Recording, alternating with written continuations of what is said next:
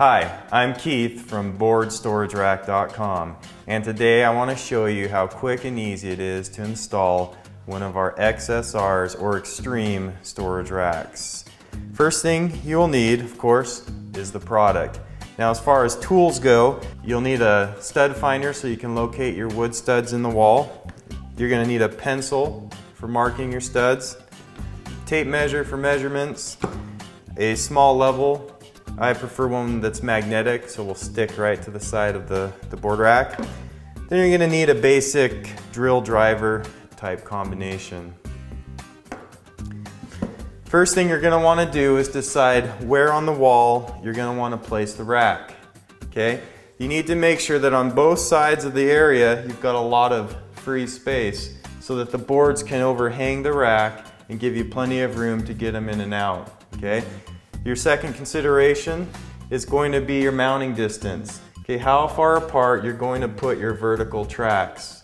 Okay, for most people 32 inches is going to work well. And 32 inches works well because typical stud spacing is 16 inches. So in this case we're going to skip one stud and mount it at 32 inches wide.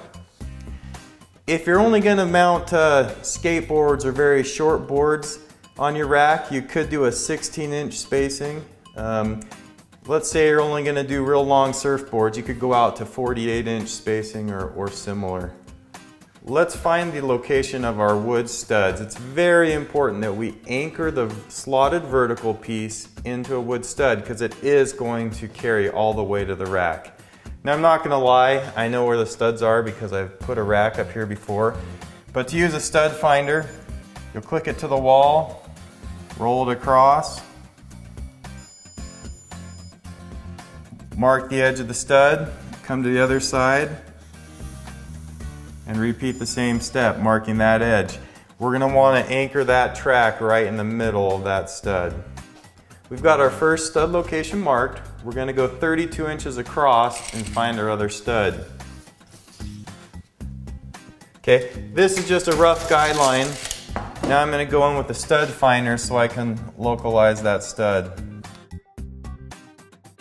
So we've got our track and we've chosen a mounting height of 34 inches for this application. Now you may want to mount it a little lower or higher depending on your height or where you want to keep the boards out of the reach of children or other considerations with the area. So we're going to locate 34 inches, give us a mark. That's going to be the bottom of our rail. Okay. Now that I've got my bottom location, I've got my stud marked. I'm going to get my rail in there. I'm going to plumb it out. Okay. I'm going to use my level to make sure that we're perfectly straight up and down. Okay. In the middle of my stud, on my bottom mark, then I'm just going to go through and mark my 4 holes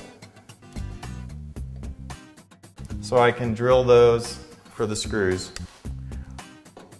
We've got our mounting holes marked. Now I'm going to pre-drill them with a 1/16 inch or smaller drill bit. This is just to help the screw go into the wall stud a little easier.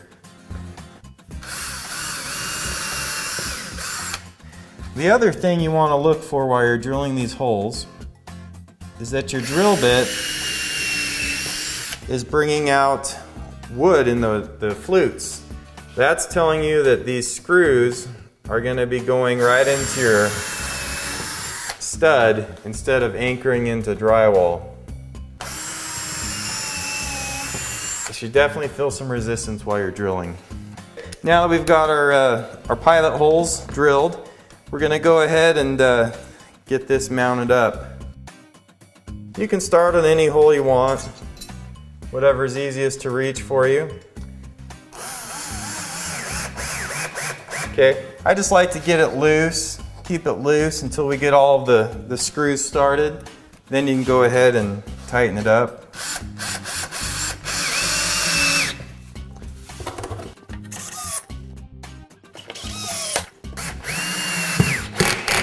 Now that we've got this rail mounted, we're gonna find the bottom side of our other rail.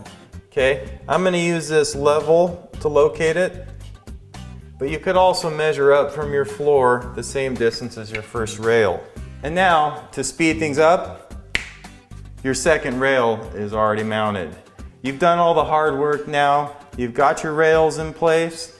Now the fun part, we're gonna put our arms on and just use the Insta-Lock tabs to mount the rails, okay? I always like to start at the very top and at the very bottom, then just space them out evenly in between.